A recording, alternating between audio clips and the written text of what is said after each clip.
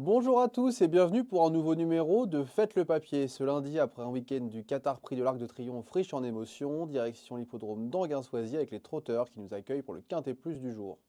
Le prix du Pont des Arts a réuni 14 partants des chevaux d'âge qui vont s'affronter sur la distance de 2875 mètres. Ils s'élanceront sur deux échelons de départ et comme vous le verrez, mes préférés sont plutôt au second poteau.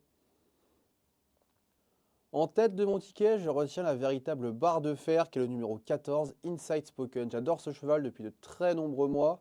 Il est très dur à l'effort, il est un peu spécial dans le parcours, il ne veut pas toujours se livrer. Maintenant, quand il a la tête et la corde, il est impossible à doubler. Il se lance des 25 mètres, il va retrouver Eric Raffin au sulky, il sera déféré des postérieurs, configuration dans laquelle il reste sur 3 succès. Sa dernière victoire à Vincennes était brillante.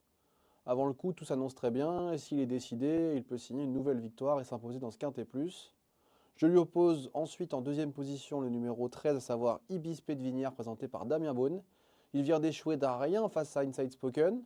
Et si ce Ibis Pédevinière arrive à prendre le dos d'Inside Spoken dans le parcours, c'est un cheval qui cherche sa course depuis plusieurs mois et qui pourrait bien la trouver parce que sur une pointe, il va certainement plus vite que Inside Spoken. Donc avec le bon parcours, ces deux-là devraient lutter pour la victoire et c'est mes deux nets favoris au départ de ce Quintet Plus.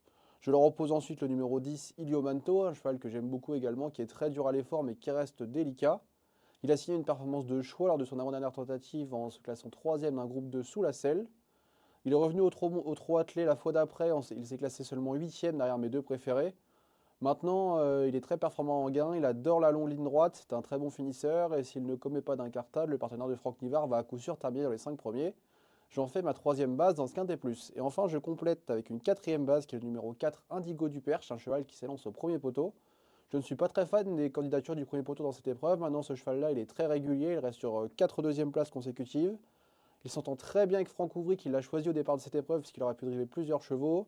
Avec Franck Ouvry, c'est 2 victoires, 3 places et 86% de réussite dans les 5 premiers en 8 courses. Donc avant le coup, c'est un cheval qui en plus fait très bien en gain. Je pense qu'il n'a pas de marge pour la victoire, ce n'est pas véritablement un gagneur. Mais s'il a un bon parcours en tête, il devrait finir à coup sûr la bonne combinaison. Et comme je suis assez sûr de mes 4 bases, je vous propose donc un ticket de Quintet Plus avec 4 chevaux, à savoir le 14, le 13, le 10 et le 4, suivi d'un X et tous les concurrents associés pour un montant de 10 euros en flexi 50%. Si vous souhaitez avoir plus d'informations sur la course du Quintet Plus, je vous invite à vous rendre sur equidia.fr et quant à moi, je vous dis à très bientôt pour un nouveau numéro de Faites le papier.